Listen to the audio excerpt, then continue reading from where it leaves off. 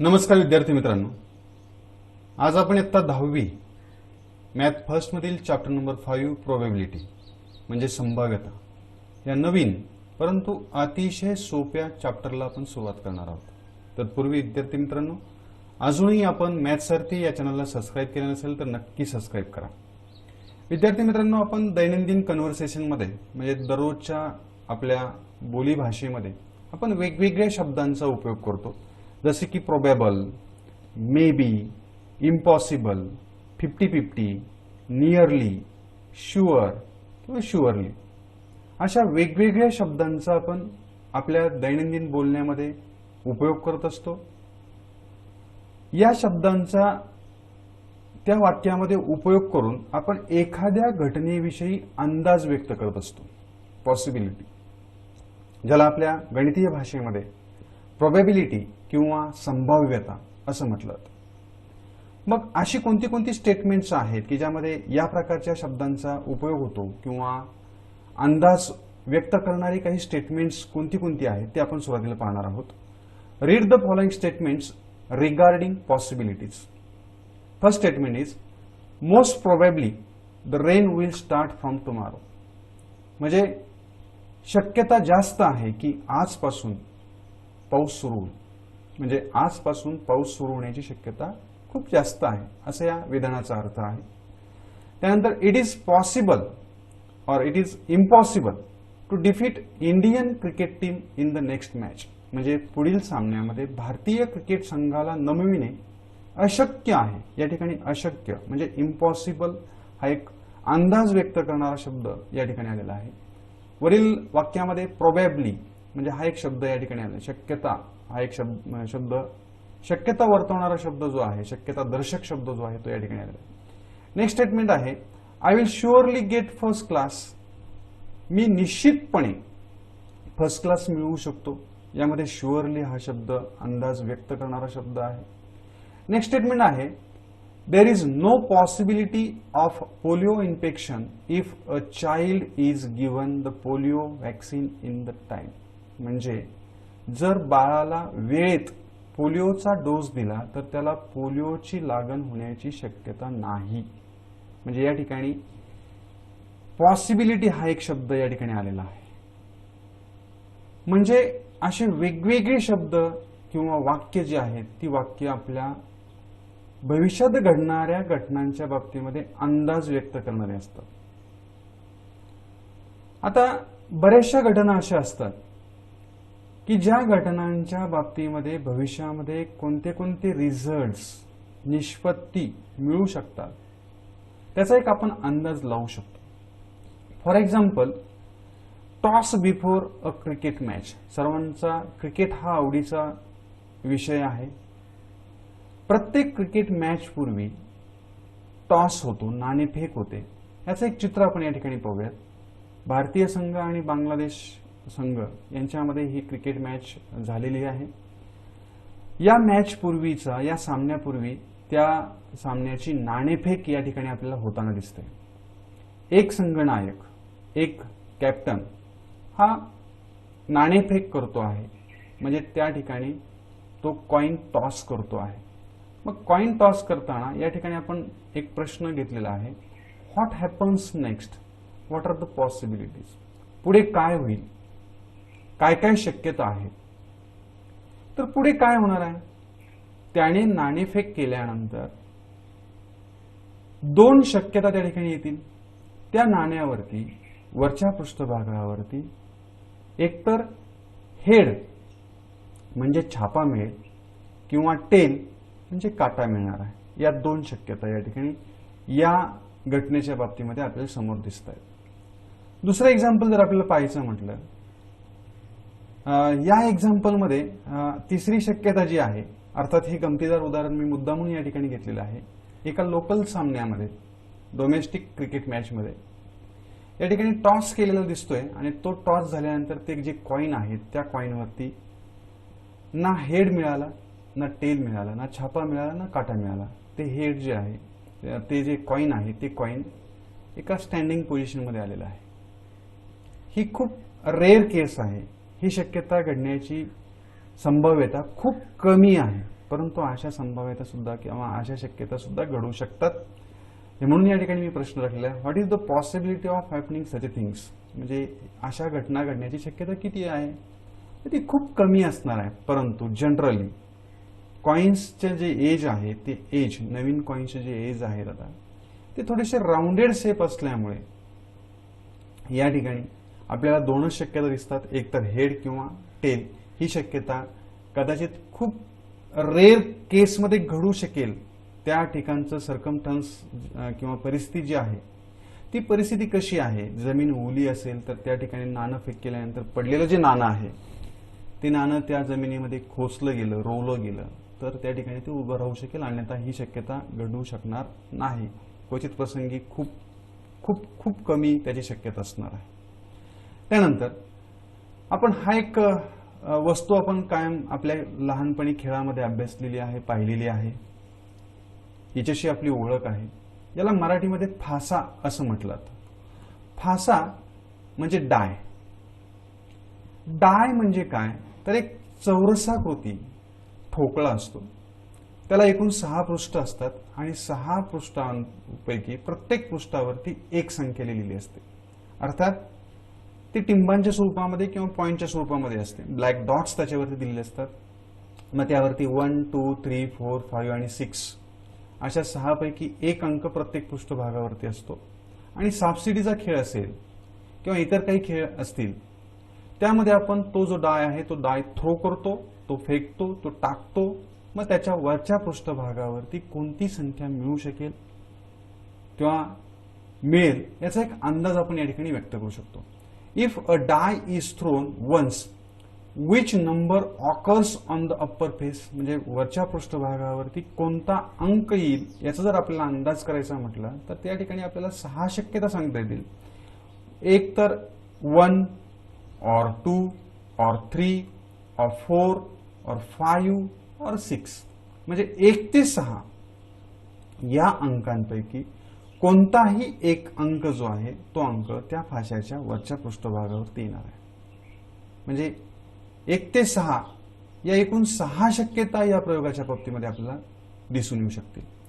Next आपण पाहूयात, याच मुद्द्याला आपण पुढे कंटिन्यू करून रॅन्डम एक्सपेरिमेंट म्हणजे नेमकं काय, ज्याला मराठीमध्ये यादृच्छिक प्रयोग असं म्हटलं जातं. आता यादृच्छिक प्रयोग म्हणजे रॅन्डम एक्सपेरिमेंट म्हणजे नेमकं काय त्याचं पहिल्यांदा आपण वर्णन या ठिकाणी पाहूया.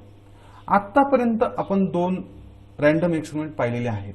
एक म्हणजे टॉसिंग अ कॉइन किंवा थ्रोईंग अ डाय, म्हणजे नाणेफेक करणे किंवा फासा फेकणे. या दोनही प्रयोगांचा जर आपण एकत्रितपणे विचार केला तर या दोनही प्रयोगांचे पॉसिबल रिझल्ट जे आहेत, संभाव्य उत्तर जे आहेत, संभाव्य निष्पत्ती ज्या आहेत ते आपल्याला माहिती आहे.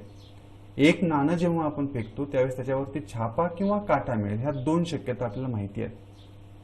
त्याचप्रमाणे फासा फेकल्यानंतर त्याच्या वरच्या पृष्ठभागावरती 1, 2, 3, 4, 5, 6 म्हणजे 1, 2, 3, 4, 6 यापैकी कुठलाही एक डिजिट जो आहे तो वरच्या पृष्ठभागावर येईल, म्हणजे या 6 शक्यता आपल्याला माहिती आहेत. परंतु नक्की कोणती शक्यता खरी ठरेल हे आपल्याला सांगता येणार नाही. मग असे जे प्रयोग आहेत, असे जे एक्सपेरिमेंट आहेत की ज्याचे पॉसिबल रिझल्ट आपल्याला त्या प्रयोगापूर्वीच माहिती असतात, परंतु त्यातला कोणता रिझल्ट हा सर्टनली तो निश्चितपणे घडेल हे आपल्याला सांगता येत नाही. अशा एक्सपेरिमेंटला आपण रॅन्डम एक्सपेरिमेंट असं म्हणणार आहोत. यासाठी वर्णन काय दिलंय पहा. The experiment in which all possible results are known in advance but none of them can be predicted with certainty and there is equal possibility for each result is known as random experiment. म्हणजे असे प्रयोग की ज्या प्रयोगाचे possible result सगळेच्या सगळे possible result आपल्याला प्रयोगापूर्वीच माहिती होत असतात, पण त्यातलं नेमका कोणता रिझल्ट निश्चितपणे येईल याचं प्रेडिक्शन आपण देऊ शकत नाही, पण त्याचे जे पॉसिबल रिझल्ट्स आहेत त्या रिझल्ट्स येण्याची शक्यता, सगळ्यांची शक्यता समान असते. असा जो प्रयोग आहे या प्रयोगाला आपण मराठीमध्ये यादृच्छिक प्रयोग आणि इंग्रजीमध्ये रॅन्डम एक्सपेरिमेंट असं म्हणणार आहोत. For example, tossing a coin, throwing a die, picking a card from a pack of well shuffled playing cards म्हणजे योग्य रीतीने पिसलेल्या पत्त्यांच्या 52 कॅटमधून एक पत्ता रॅन्डमली यादृच्छिकपणे उचलणे, काढणे, निवडणे हा एक प्रयोग जो आहे याची सुद्धा आपल्याला संभाव्य निष्पत्ती पॉसिबल रिझल्ट माहिती आहेत. तिथं 52 रिझल्ट असतील, 52 पैकी एक कार्ड आपल्याकडे निवडलं जाणार आहे. मग हे सगळे जे प्रयोग आहेत या प्रयोगांना आपण रॅन्डम एक्सपेरिमेंट म्हणजेच यादृच्छिक प्रयोग असं म्हणतो. त्यानंतर पुढचा आपला कन्सेप्ट जे आहे ती कन्सेप्ट आहे outcome. What is mean by outcome? तर या ठिकाणी जे आपण पाहिलेलं आहे possible results. These possible results of random experiments are called as outcomes of that experiment. म्हणजे possible results of random experiment are called as outcomes. म्हणजे एखाद्या यादृच्छिक प्रयोगाच्या संभाव्य निष्पत्ती ज्या आहेत, संभाव्य उत्तर जी आहेत त्यांना आपण त्या प्रयोगाच्या निष्पत्ती असं म्हणणार आहोत किंवा उत्तर आउटकम्स असं म्हणणार आहोत इंग्रजीमध्ये. मग एक एक्झाम्पल म्हणून आपण पाहूयात. In random experiment tossing a coin there are only 2 outcomes. म्हणजे ज्यावेळी आपण एखादं नाणं फेक करतो त्यावेळी या रॅन्डम एक्सपेरिमेंटमध्ये यादृच्छिक प्रयोगामध्ये 2च शक्यता आहेत. एक तर छापा म्हणजे ज्याला आपण हेड असं म्हटलेलं आहे एच, आणि दुसरी म्हणजे काट. या 2 शक्यतांपैकी एक शक्यता या ठिकाणी घडून येणार आहे. याच्यापेक्षा तिसरी शक्यता या ठिकाणी घडणार नाही. कॉइन उभं राहण्याची शक्यता खूप खूप कमी आहे, आपण मगाशी चर्चा केलेली आहे. त्यामुळे या प्रयोगाच्या बाबतीमध्ये फक्त 2च शक्यता गृहीत धरणार आहोत आपण, ते म्हणजे हेड किंवा टेल म्हणजे छापा किंवा काटा, ज्याला आपण एच आणि टी ने दर्शवणार आहोत. पुढील काही टॉपिकमध्ये आपण त्यांना हेडला एच ने आणि टेलला टी ने दर्शवणार आहोत.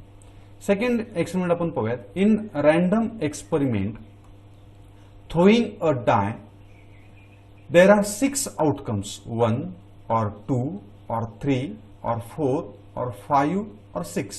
म्हणजे एक फासा फेकणे त्याच्या वरच्या पृष्ठभागावरती कोणता अंक येईल याच्या 6 शक्यता आपल्याला वर्तविता येतील. एक म्हणजे 1 किंवा 2 किंवा 3 किंवा 4 किंवा 5 किंवा 6.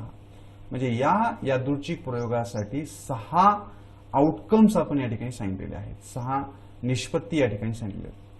पुढे आपण पाहूयात. अ card is drawn from a pack of well shuffled playing cards. म्हणजे योग्य रीतीने पिसलेल्या पत्त्यांच्या 52 पत्त्यांच्या कार्डमधून किंवा कॅटमधून एक पत्ता निवडणे रॅन्डमली.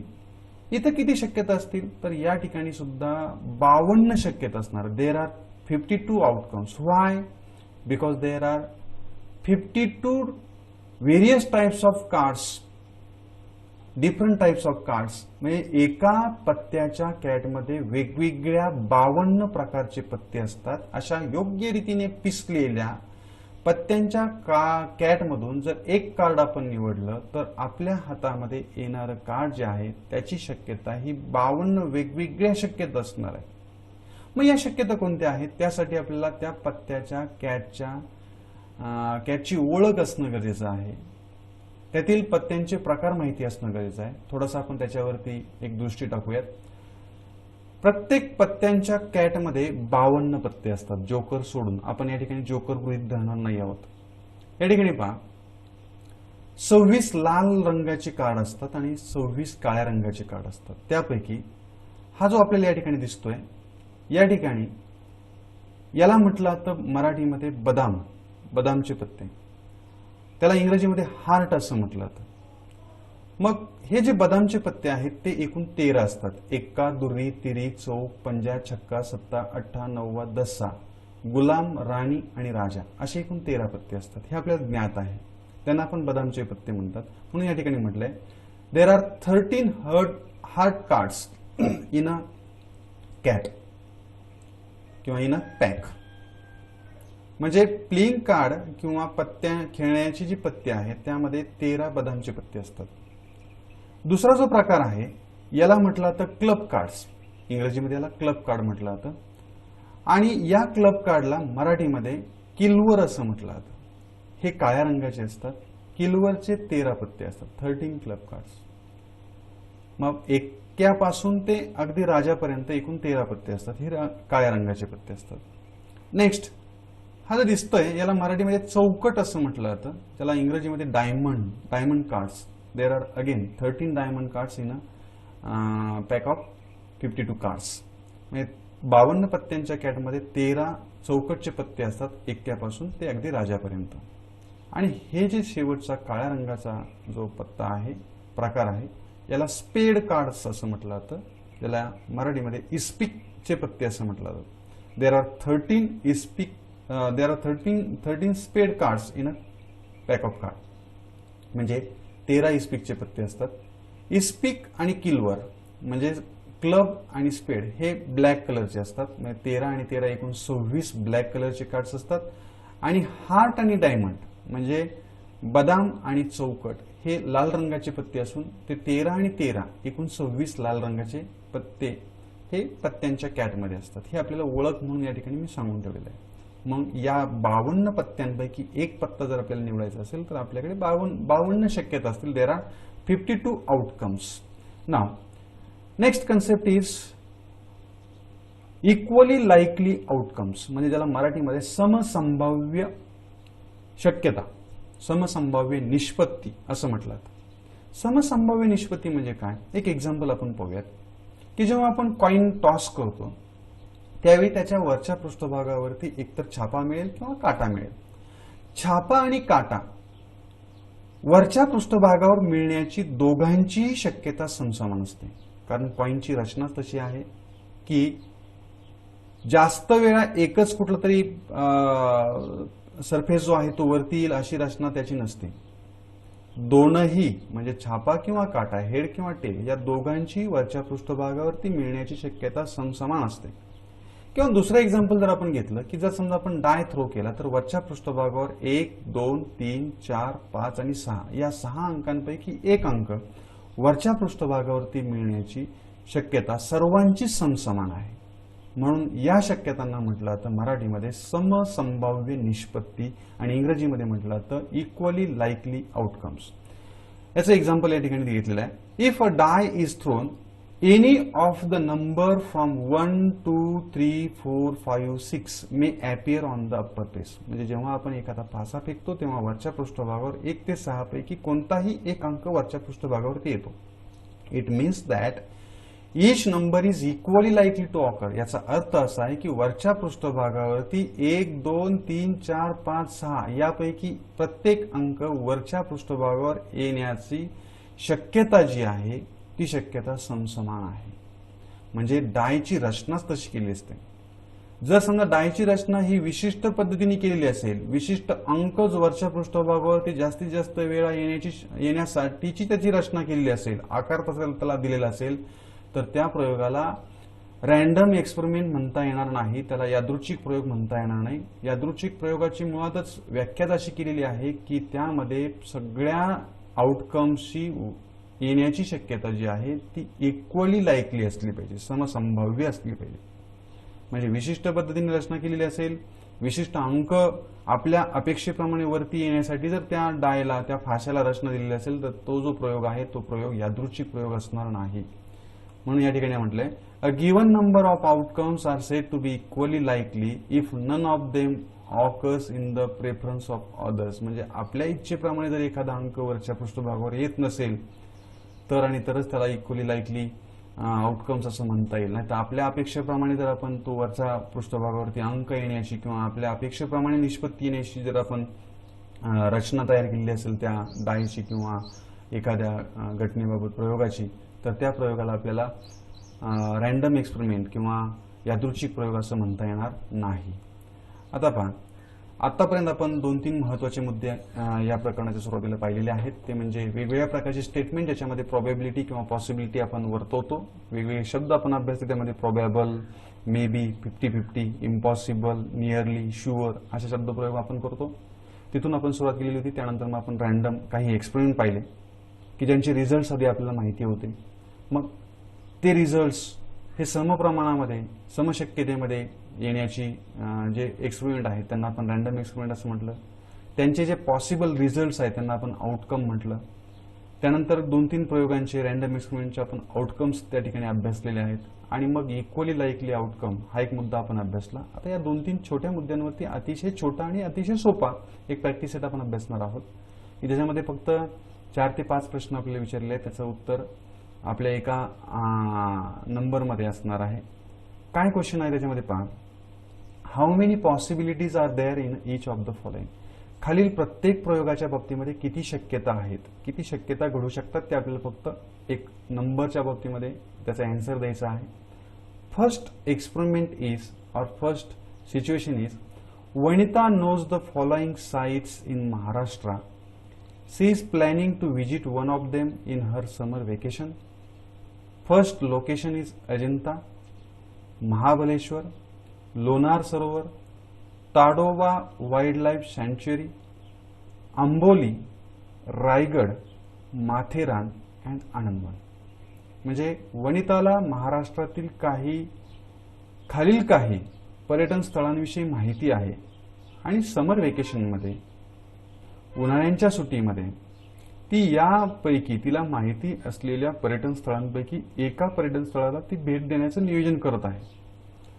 तर ती कोणत्या ठिकाणी नियोजन करू शकेल, किती शक्यता येतील, तर या बाबतीमध्ये तिला किती माहिती आहेत. तर या ठिकाणी आपण ते काउंट करूयात. पहिल्यांदा अजंता म्हणजे 1, महाबलेश्वर 2, लोणार सरोवर 3, ताडोबा वाइल्ड लाईफ सँच्युरी हे 4थं असेल, आंबोली 5वं, रायगड 6वं, माथेरान 7वं आणि आनंदवन 8वं. म्हणजे तिला एकूण 8 पर्यटन स्थळांविषयी माहिती आहे. म्हणून ती 8 पैकी एका ठिकाणी व्हिजिट करण्याचं शैक्षणिक किंवा सहल काढण्याचं तिचं नियोजन असू शकतं. म्हणजे 8 शक्यता आपल्या या प्रयोगाच्या बाबतीमध्ये समोर येतील. 8 पैकी एकाला ती एका पर्यटन स्थळाला व्हिजिट करणार आहे. म्हणून या प्रयोगाच्या बाबतीमध्ये आपण असं आन्सर लिहूयात, देर आर 8 पॉसिबिलिटीज, म्हणजे 8 शक्यता आहेत. नेक्स्ट पाहूयात आपण. Any day of a week is to be selected randomly. म्हणजे आठवड्यातील कोणताही एक दिवस यादृच्छिकपणे निवडला तर कोणता दिवस निवडला जाईल, किती शक्यता आहेत. तर ती शक्यता किती आहेत ते फक्त आपले एक अंक या ठिकाणी लिहायचा आहे. मग आठवड्यामध्ये एकूण किती वार असतात, तर आठवड्यामध्ये एकूण 7 वार असतात. सोमवार, मंगळवार, बुधवार, गुरुवार, शुक्रवार, शनिवार आणि रविवार. म्हणजे Monday to Sunday there are 7 days. मग या 7 पैकी एक दिवस निवडला जाईल. म्हणजे या प्रयोगामध्ये किती पॉसिबिलिटीज असणार आहेत, correct, there are 7 possibilities. Next experiment is select a card from a pack of 52 cards. म्हणजे जर आपण 52 कार्डमधून 52 पत्त्यांच्या कॅटमधून एक कार्ड जर आपण निवडलं तर आपल्या हातामध्ये कोणतं कार्ड येईल याच्या किती शक्यता असणार आहेत. तर निश्चितपणे त्या ठिकाणी 52 वेगवेगळ्या प्रकारचे कार्ड्स त्या कॅटमध्ये आहेत. याचा अर्थ 52 वेगवेगळ्या प्रकारच्या शक्यता या प्रयोगाच्या बाबतीत समोर येऊ शकतात. म्हणून या ठिकाणी आपण आन्सर लिहिणार आहोत, देर आर 52 पॉसिबिलिटीज. आता शेवटचं उत्तर काळजीपूर्वक तुम्ही द्या विद्यार्थी मित्रांनो. 1 number from 1 to 20 is written on each card. Select 1 card randomly. म्हणजे 1 ते 20 या संख्या वेगवेगळ्या कार्ड्सवरती आपण लिहिलेल्या आहेत. म्हणजे पहिल्या कार्डवर 1 ते 20 नाही, सॉरी 10 ते 20 लिहिलेले आहेत. याचा अर्थ पहिल्या कार्डवरती 10, दुसऱ्या कार्डवरती 11, असं करत करत 20 पर्यंत संख्या आपण वेगवेगळ्या कार्डवरती लिहिलेल्या आहेत. आणि त्यातील एक कार्ड आपण रॅन्डमली यादृच्छिकपणे निवडलेला आहे. तर आपल्या हातामध्ये कोणत्या क्रमांकाचं कार्ड असेल, किती शक्यता आहेत, असा प्रश्न आहे. पटकन सांगा. मी थोडासा 1-2-3 सेकंद या ठिकाणी पॉज घेतो. आता बऱ्याचशा विद्यार्थ्यांची उत्तरं ही 10 येऊ शकतात, 10 शक्यताची. परंतु नाही विद्यार्थी मित्रांनो, या ठिकाणी 11 शक्यता आहेत. कारण 10 ते 20 किती संख्या आहेत आपण काउंट करा काळजीपूर्वक. 10, 11, 12, 13, 14, 15, 16, 17, 18, 19 अँड 20. There are 11 numbers. ह्या एकूण 11 संख्या आहेत. म्हणजे आपल्याकडे 11 कार्ड्स असतील, वेगवेगळे नंबर्स लिहिलेले, म्हणजे 10 पासून 20 पर्यंत. म्हणून आपण जर त्यातून एक रॅन्डमली कार्ड निवडलं तर 11 वेगवेगळ्या शक्यता आपल्या समोर असणार आहेत. 10 ते 20 पर्यंतचे 11 नंबर्स पैकी एक नंबर आपल्या हातामध्ये असणार आहे. म्हणून या रॅन्डम एक्सपेरिमेंटसाठी देर आर 11 पॉसिबिलिटीज. हे आपला आन्सर असणार आहे. इतका छोटासा हा एक 4 प्रश्नांचा एक प्रॅक्टिस सेट 5.1 होता. हे चॅप्टर अतिशय सोपं आहे, हे प्रकरण अतिशय सोपं आहे. आपण पुढच्या व्हिडिओमध्ये यातील आणखी काही कन्सेप्ट पाहणार आहोत. आणि या चॅप्टरमध्ये फक्त एकच फॉर्म्युला आहे, तो म्हणजे formula of probability of an event. मग इव्हेंट म्हणजे काय, सॅम्पल स्पेस म्हणजे काय, या सगळ्या कन्सेप्ट ज्या आहेत त्या आपण नेक्स्ट जो व्हिडिओ आपला येईल याचा त्यामध्ये आपण पाहूयात. हा व्हिडिओ आपल्याला आवडला असल्यास लाईक करा, मित्रांना शेअर करा आणि चॅनल सबस्क्राईब करायला नक्की विसरू नका. म्हणजे तुम्हाला या चॅनलवरचे सर्व व्हिडिओज पाहायला मिळतील आणि पुढे अपलोड होणारे सर्व जे व्हिडिओ आहेत त्यांचे नोटिफिकेशन्स तुम्हाला मिळत राहतील. धन्यवाद, काळजी घ्या, बाय बाय.